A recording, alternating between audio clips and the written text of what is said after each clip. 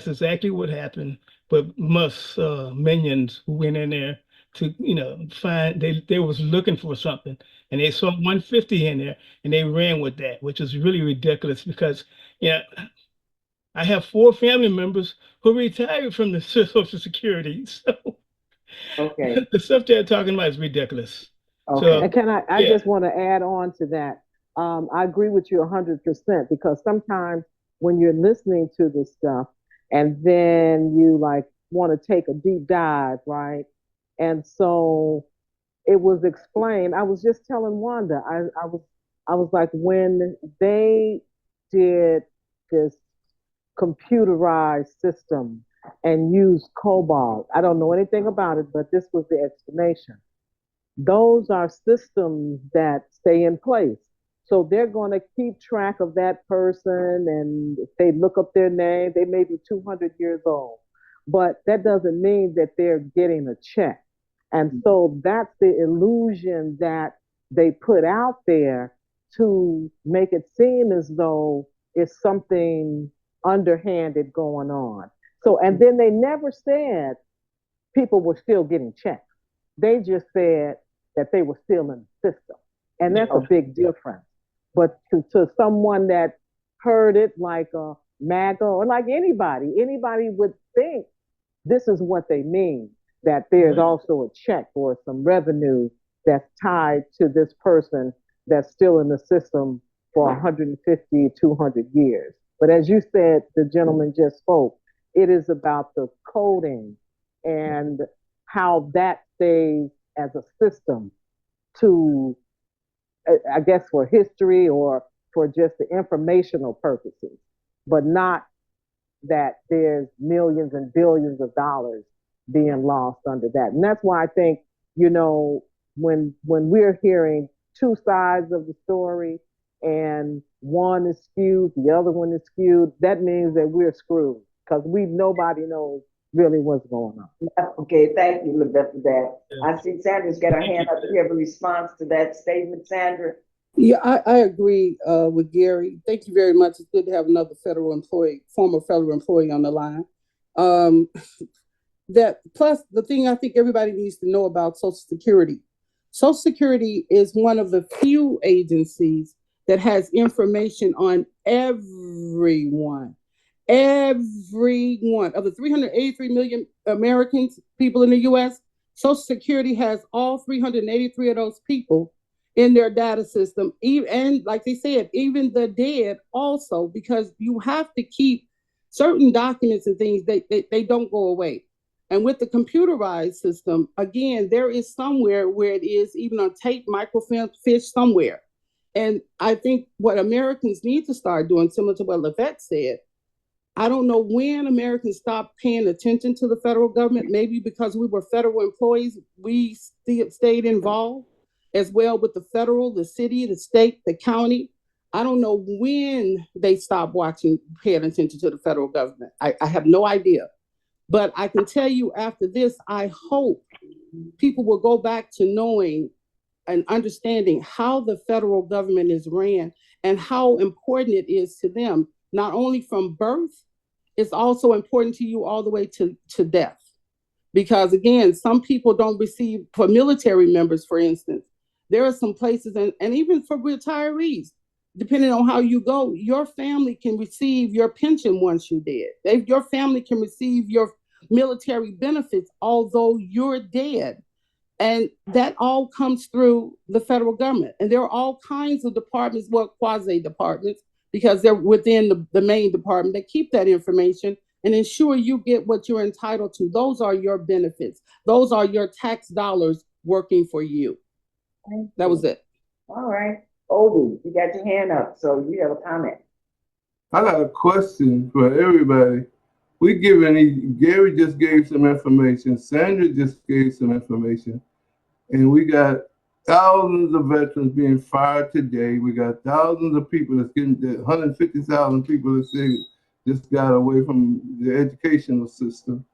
Economically, the black people are on the bottom, and the red states and the blue states in the United States, we're worried about democracy. And how come we are not discussing how we can help make a difference and fix this. Because I'm okay with Gary having worked for the federal government. I'm okay for the young lady having worked. Good information, but today they're taking my money. How do we fight the system? What you know and what Gary know?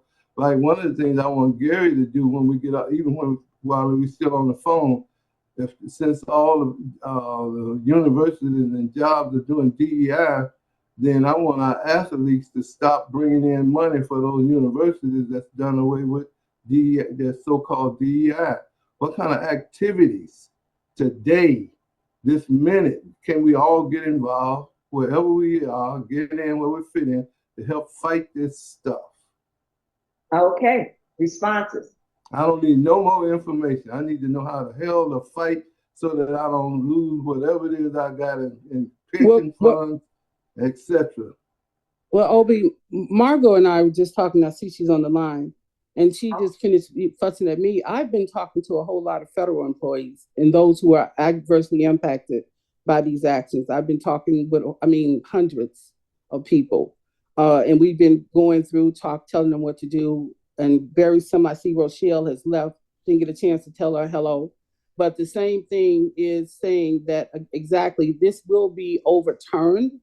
It's just a matter of the federal judges and getting it through the courts. It's not an immediate process, and telling them what they need to do in the interim for survival, because what's concerning is the fact that, again, they're missing a paycheck.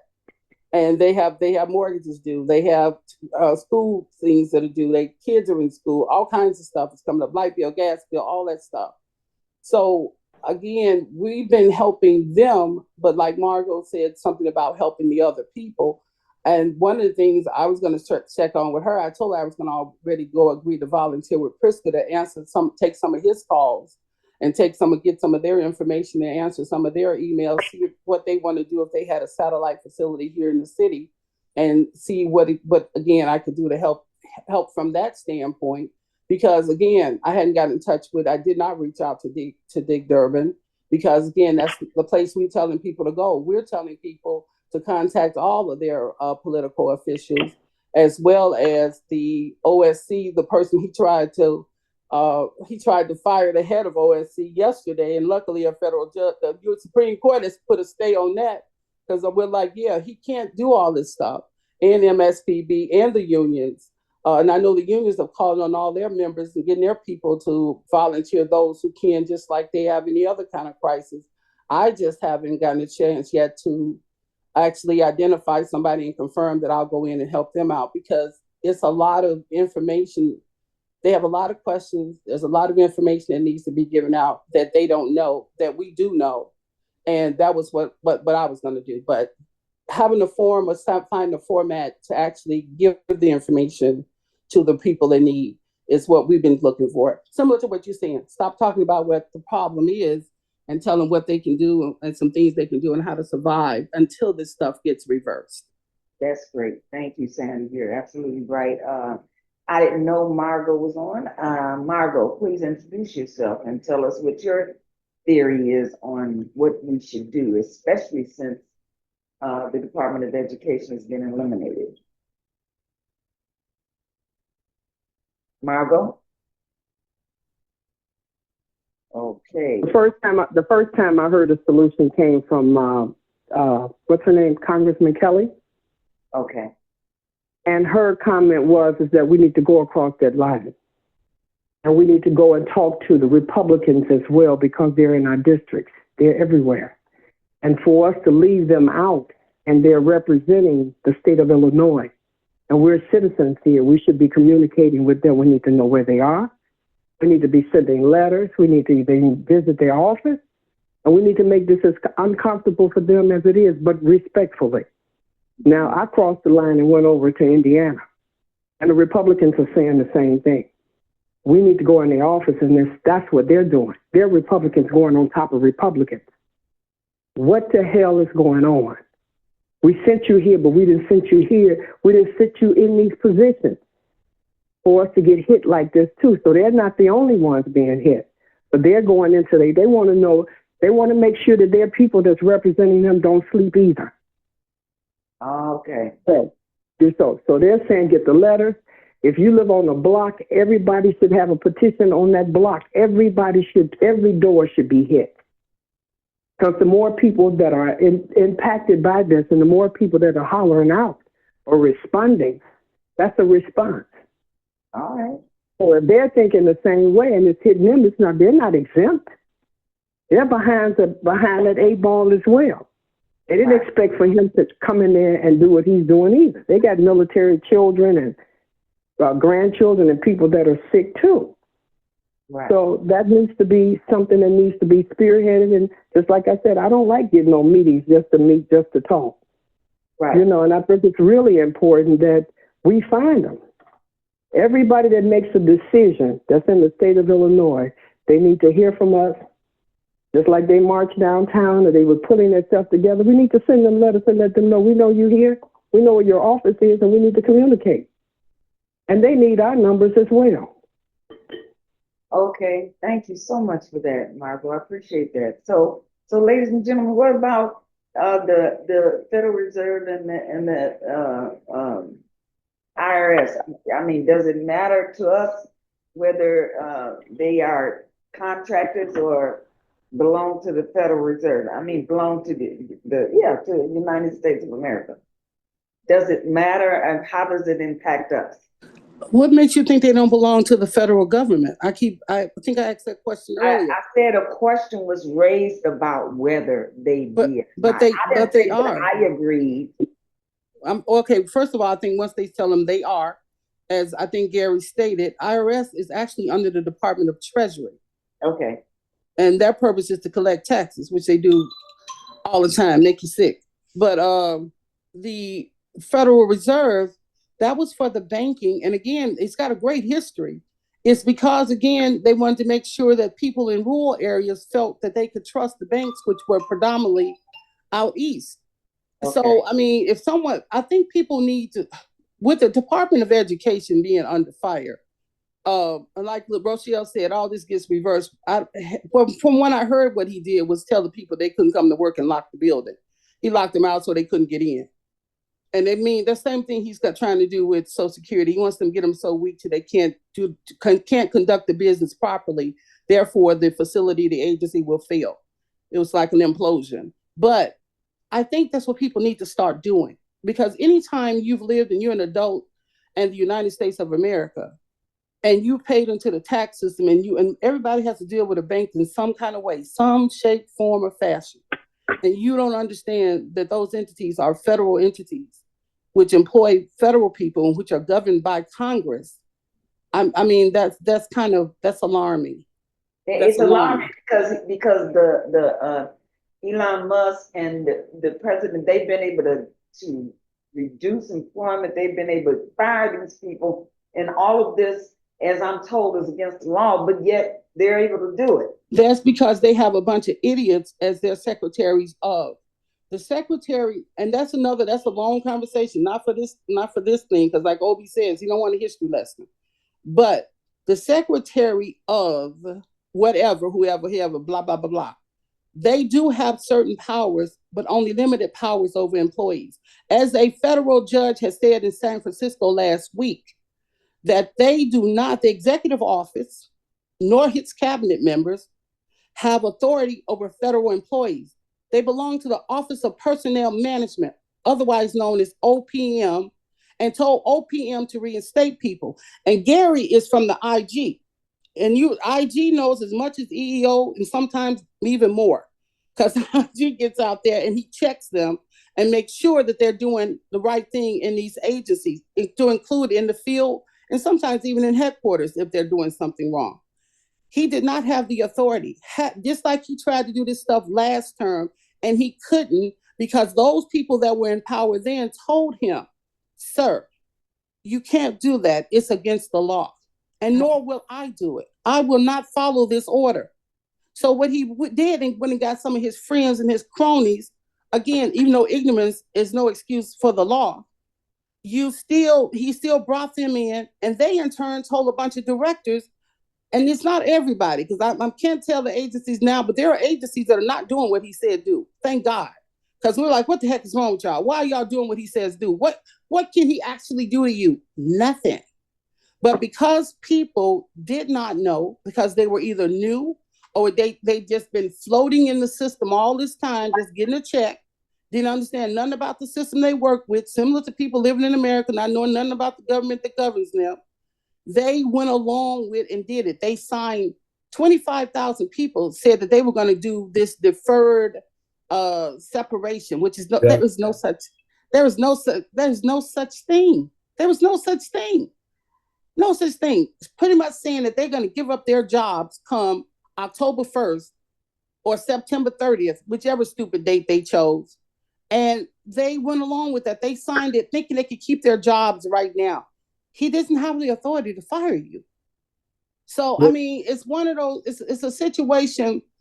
If you're not in the system, the government is huge, but if you're not in the system, you don't understand how somebody could mislead them. They do it all the time. There are people who apply for jobs and they qualify and don't get hired. There are all kinds of things that go on daily in the federal government because people don't know their rights and they don't know the law. Same thing happens in the city of Chicago. Same thing happens in the state of Illinois, and so on and so on. When you don't know your rights and you don't know the law, that's how people take advantage of it. And so, okay, I got that, Sandy. Thank you for that. I really appreciate that. I'm trying to get Grady to tell us the process by which he says, if you want to make a change in this government, what is it you have to do, Grady? Grady? Can you hear me? Yes. Okay. And that was a good dissertation that the previous caller just said. So she, and I'm glad she mentioned the city of Chicago, because these people, no offense, they take these jobs and they don't know anything about, there's two constitutions. There's no excuse. So there's a U.S. Constitution and there's a state constitution. If you don't take the time to read that stuff, it's on you. I stopped complaining about the politicians because you know why? I stopped complaining because they can't get elected unless we elect them. We don't ask no questions about who we put in office. So now we're suffering from it now. So now it's only three ways that I know of, unless somebody on this call can tell you. It's called the Constitution. You got the executive branch, the legislative branch, and the judicial branch. So those lines are being blurred over the last 50 years that I know. So the courts have to step in and slow this dude down, because an executive order is an executive order. It only applies even if, let's say the executive order means something. It dies when, let's say this dude, when he leave office, that shit don't apply no more. I'm sorry, it don't apply no more. So now he's trying to get around Congress. Even if I don't even think the congressmen know that they got the power to slow this dude down. So it's up to us as taxpayers and citizens to slow these people down. I think we just, as citizens, we the ones who messed up. I'm leave it at that. Okay. But you said you have to. Can I ask? So many votes and so many from the Senate, so many from the representatives, and then you can put a bill. So the last thing I'm gonna say that I'm shut up. I was in Washington D.C. this time last year. Okay, doing some stuff because the mayor had to go before Congress to explain the sanctuary city stuff. But previously, the week before, I was in Springfield, and most of the black politicians was there. We got a super majority. I said, "What that mean?" They couldn't tell me what it mean. I had to figure out what it mean myself. So they got 74 Democratic state reps in Springfield, and they got 40 Democratic senators. So you only need 60 in the House and 30 to get any legislation passed. Okay, we got the Democrats in the numbers, and we got a Democratic governor.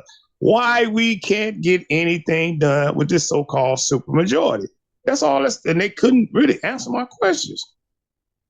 The young lady that talked about the letter writing, the marching, and stuff like that. Is it possible to have that kind of conversation among us where wherever you fit, you can get in, so we can have some activity in the next time we come back on a Zoom meeting, we can talk about what we personally have done in reference to making this fight this situation. Is that so I don't know who was. That was Sandra. No, No, Sandra that was Margot. That was Margot. I'm actually gonna go to one of the sites.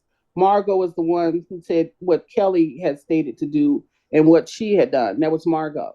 Yeah, because I had a problem. I had a problem with Kelly because I sent her some stuff. But the issue is, any one of us that have a thing that we were really passionate about, can we all kind of agree on?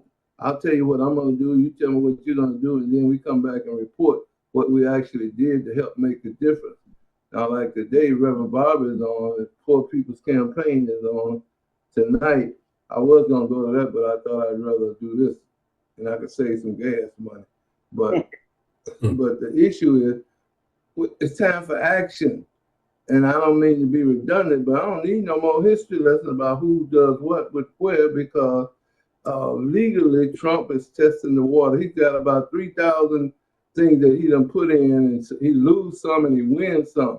But whatever he wins is detrimental to us. So we need to have a strategy or be discussing strategies on how to circumvent the negativity that's going to happen based on whatever he is doing that he get away with. So we believe in the law, but he don't. So the oligarchy just gave him $100 million to actually have a car sale on the White House lawn. So what do we do? I know I don't want to get in front of the white people, believe it or not, because I know they're the ones that pretty much put him in. But there's some kind of way we ought to be able to push them. Let's help push them forward so they can keep fighting hard as they do. Because if you look at some of these protests, which the media is not actually showing yet, but we look at the protests, you don't see no black people, and I'm glad we don't see too many, but we need to be fighting in our churches and everywhere else because we're on the economic bottom, and the fact that what they're doing in all these agencies is affecting my community. So what can we talk about how to fix this today and get involved? And I got to, me and Travis going to a meeting, what is that, Saturday, I think it is, where we're going to Poor, and we're going to be discussing this, and we have politicians coming in, and I'm going to definitely be on their case about where my piece is. And then also, Wanda, you doing my broadcast, so I'm going to come out with a statement dealing with that in reference to where my piece is. All right. But here's the issue. Bill Maher, and I don't like to talk about what white people say about us, but Bill Maher was talking about Jasmine Crockett and how he thought that she was, and then also about Green, the one that stood up with the cane. And the white people don't like what took place. We ought to be cheering that brother and cheering that sister from every lane that we're in, because we got to figure out how to protect us, even if sometimes we do some asinine things, as long as it's beneficial to our community. But lastly, how do we, before we break up, discuss what we're going to do and how we can come back and give a report on what we did? Okay. Input. Anybody? I'm not quite sure if it's still the same way because I haven't heard it being spoken of, but under every alderman is a Republican and Democratic committeeman. Right. So write that letter to your Republican committeeman, even though your ward is Democratic. Okay. That's why it's a bipartisan system. You can write that letter to both committeemen, and it is your committeemen that lobby this in Congress. Not that we don't need the history lesson, but we have a Republican committeeman in every ward, or you should. It's good information, but you're part of the fight. But I also, let's flood the telephone line. Somebody on this phone, on one of your podcasts, said, let's flood the telephone. That's where nobody else can get through but us. So whatever it is that we need to do from A to Z, let's do it. So that was a good idea in terms of what you're talking about, the letter. But help. Let's fight. It's time to fight. No more conversation. Fight, fight, fight. Yeah, but without conversations, we would not be at this arriving point. We must continue to have the conversation and ignite each other so that knowledge will come forth. So everybody that has brought some knowledge to the table, I just want to commend everybody. But from this day forward, I will be trying my best to take everybody that I know and invite them so that they can come on or so that they can go out. I've invited them to go down Operation Push. Wherever there's a door open, get to their pastors, get to their ministers, get to their sisters, their nephews, and educate them so we can go there. So maybe next time we come back to this phone, we should figure out how many people each one of us is gathering. Oh, can you get information out to where we know where you are? Maybe we can make whatever your number is, we can increase your number on the fight that you're dealing with. So I don't disagree. And I do believe I'm starting in my zip code. My zip code is 28. So I'm in the Roseland area. So it's about 15 churches all down there, damn near within walking distance. So I just knock on their door and just see if they're informed and see what else we can do. Are you doing it by yourself, or should some of us join you? Because that's activity. I'm with you. The ministers need to be informed.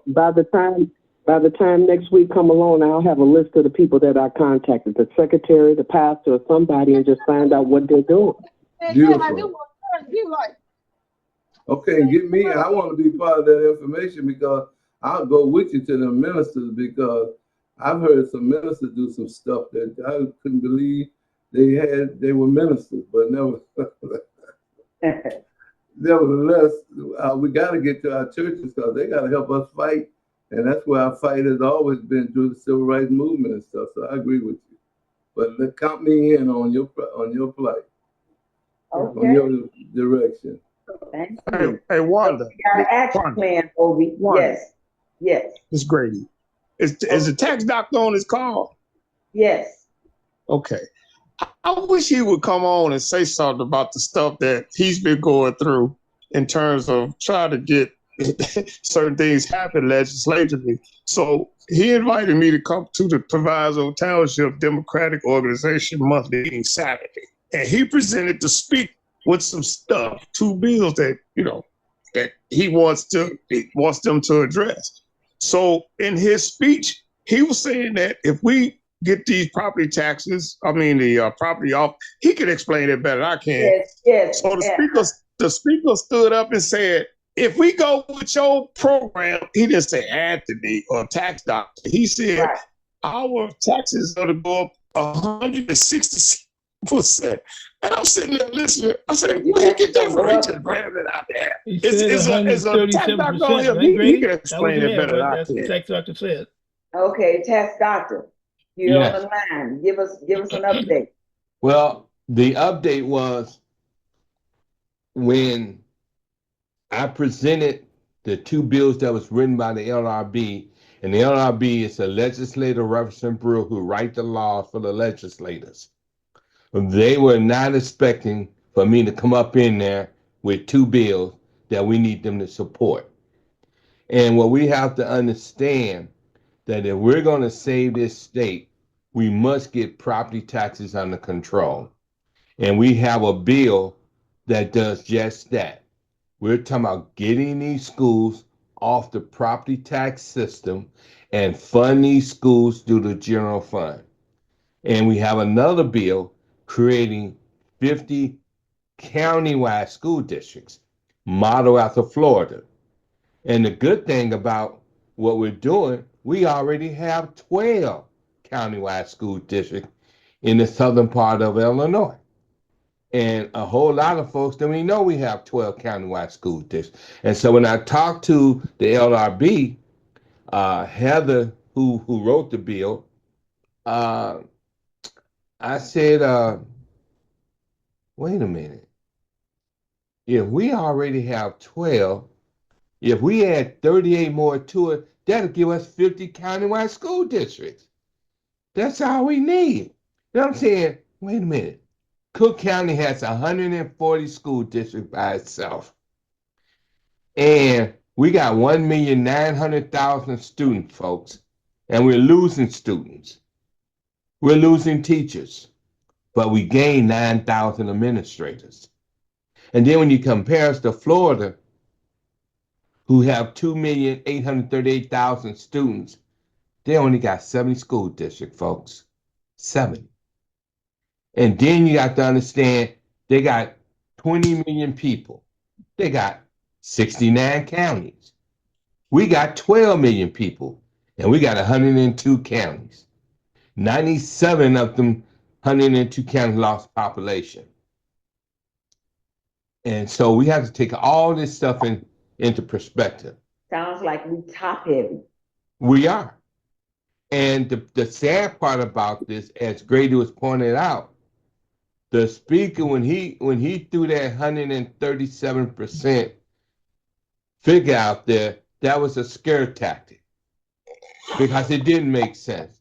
Because the way Gary wrote up the financial proposal using AI and the octopus that I created, we will have a multiple stream of ways to raise revenue for our schools.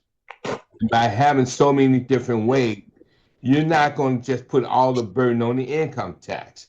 That money will be spread over the whole state.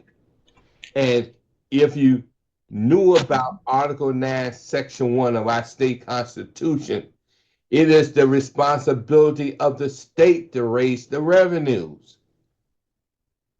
And if the state did their job, the mess that we're in now, that was caused about what happened in 1970 at the Constitutional Convention, 55 years later, the mistakes that was made, we are now bearing this crap out. And so what we're saying to our legislators, and I did put the stuff in the chat, we need you to write letters, make phone calls, because the speaker just put together he called it it is a new committee called Property Tax Working Group, headed up by Jahan Gordon Booth. And it got 10 more members on there. And so there's about 4, 5, 6 bills that can come out of Springfield that these folks are going to have to sit down and go through. Now, we have a deadline of March the 21st because we need our bills to be shelved. And only leadership can shelve these bills. And that's why it's going to be important that we get everybody to write letters to Mrs. Booth, Representative Booth office, and to the speakers telling them we want y'all to support these 2 bills. We want y'all in leadership to shelve these bills and make sure they get through. Because Yes. Could you explain to them, Shell? Yeah, what the shell mean is that the person in leadership have to take a bill and attach it to another bill. That's how you do a shell bill. And I did send out a email with a video on letting you explaining how the shell process works. And the good thing about it is that when they get past the first deadline, which was February the 7th, to have your bills done, and the speaker told us they had 3,000 bills just in the House. Okay, and he said they had to go through all them bills to see which committee they have to send it to. And the thing about a bill is that they can send it to a committee where it go to die. And some bills they want to die. Okay, but we are in a situation, folks, where our state is so messed up, and these folks they love the status quo. I don't love the status quo. I don't like charter schools. I don't like vouchers. I'm a product of CPS, and I'm a product of Proviso East. And if you live up north in Winnetka and New Trier, you got some of the best schools in the state. But those same folks up there would tell us we need charter schools and we need vouchers. I said, no, we need the money you got. And we will be able to do the same thing for our children as you do for your children. So this is where we stand. You can look at the chat All and right. see all the information I put in there. Now, Wanda is going to be posting all of this stuff. Yes. Okay. One is working with us. Also, this coming Sunday, I am going to be at I'm going to be on WLUW Chicago 88.7 FM Loyola University. This will be the second time I did the radio show at Loyola. 3 weeks ago, I did CAN TV. This coming Tuesday, look at these dates, cause we got a deadline. This coming Tuesday, which is the 7th, the 18th. The Chicago Defender is going to interview me about our two bills. All right. So when they talk about dismantling the U.S. Education Department, so I was trying to talk to one of our local congressmen, and I asked him what he think about it. And the first thing he said to me, by the way, they send when they wanted like these two bills, they would definitely want to kill them. So they'll send it to the Rules Committee where it will sign die. They won't. But we have to make sure that those bills come out the Rules Committee. Am I right, Dr. Doctor? What are your bills at? What committees are the bills in? Well, the bill's going to have to be shelved first. Okay. Okay. So what we got to do, as I pointed out, we need you guys to get in contact with the Speaker's office starting tomorrow up until Friday and Monday up until Thursday, because the 21st is the deadline for them to get these two bills shelved. Okay. Okay. This is very important because we done figure this thing out. If we are going to save this state and have people to move back and bring their resources back, because the more people move back, bring their resources back to the state, that's less money everybody's got to pay to fund education. And education should have a separate line item, a separate bucket of money. And doing it that way, we can have more equity. It'll be more fair to our children.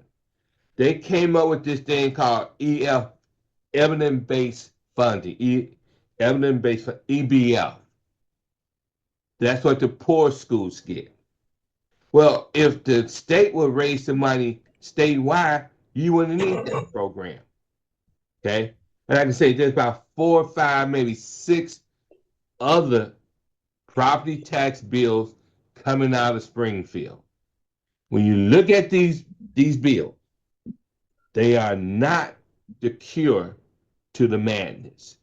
What we're proposing is a cure, because once again, you take the schools out the property tax system, you're going to take 61.5% to 72% property tax decrease. Let me ask you this. Yes. Let me ask folks on the line this. How many people on the line are homeowners? Let's see, show of hands. Okay, so I know at least 2 people homeowners. Anybody else? We have more? Okay. I'm a homeowner.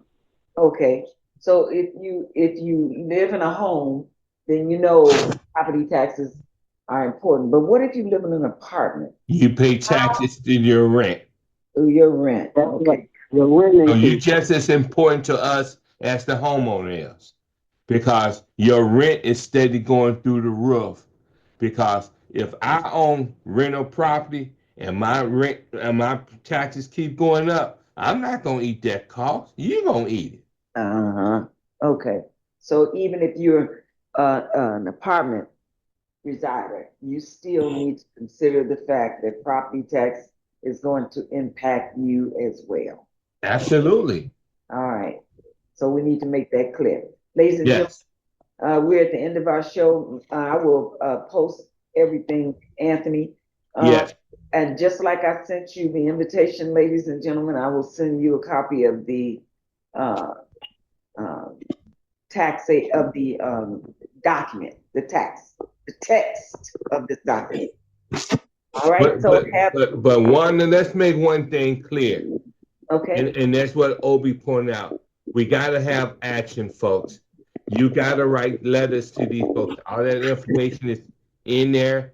One is going to post all that information, the phone numbers to the speaker, the phone number to the chairperson. And then there's your own individual state rep and state senator. Get in there. You know what? All right. Any other questions, comments before we close? How you doing, Grady? I want to say one thing. I'm doing fantastic. I got a statement. You stepping in some landmines. What you talking about? Some actual action stuff. I know, Man, my friend. when you handed them those two, when you handed them two bills, I loved it. I said, man, I was laughing because they didn't expect you to hand them that stuff. I know. Once you get it past Shell, you get it. They got to look at that bill. Now, guess what they gonna do? They gonna send your shit. They gonna send it to rules. Why? Because that's what they sent it to rules committee. Just kill that so they can die. So we got to make sure that, like you said, a letter writing campaign, all that. We got to make sure that bill don't die. Those bills don't die. Absolutely. Thank you, Greg. And March 21st is our deadline. Okay, Gary, you had your hand up. You want to say I something? just wanted to say one thing. We'll make sure everybody understand that we're not talking about defunding the schools. We're talking about paying for the education another way. You know, a more less repressive way. I didn't say A lot anything of people about. don't understand that because I talked to people. I didn't understand. I hope I didn't say anything about defunding the schools. Oh no, not you. No, you know, man. We know you know, but I've talked to people. They get scared and they said. And the other thing is, you know, Illinois is an aberration. Like Texas will tell you, I'm from Miami. I lived in Maryland. I had 3 houses in Maryland. I lived in upstate New York, and I came here from upstate New York. You know, one thing I realized is that the taxes in Illinois are extremely unusual, and so this is not the way most states fund their schools through state funds. No, and what we're doing here is really strange, and it's a spiral downward. I see things only getting worse. So we really have to come together and work on this together. And one more thing I want to say, there's a move to impeach again, by the way, and 250,000 people have already signed the document, and they want people to sign it. So that's out there, and I put a YouTube video up in the chat about it. So if you want to check that out. Thank you, sir. Thank you. Okay, my last remark is I want to read something real quick. Social Security facing pressure from DOGE weighs big cuts to phone service. Agency considers ending phone programs that helps with claim processing and is used by millions of elderly and disabled Americans. It would be the single largest service disruption in the agency's history ever. Wow. Okay. Yeah, he want to cut 7,000 workers from Social Security. 7,000. That's where my brother worked. He retired from there, and his main job was he was a union guy, and he did the phone service. He managed. He was a supervisor of the phone service. Wow. When he retired. We can't get a call in. It's gonna be painful. Right, we gotta fix it. Get in where you fit in. Get in where you fit in. Thank you, ladies and gentlemen. Have a good night. Good night. Good night.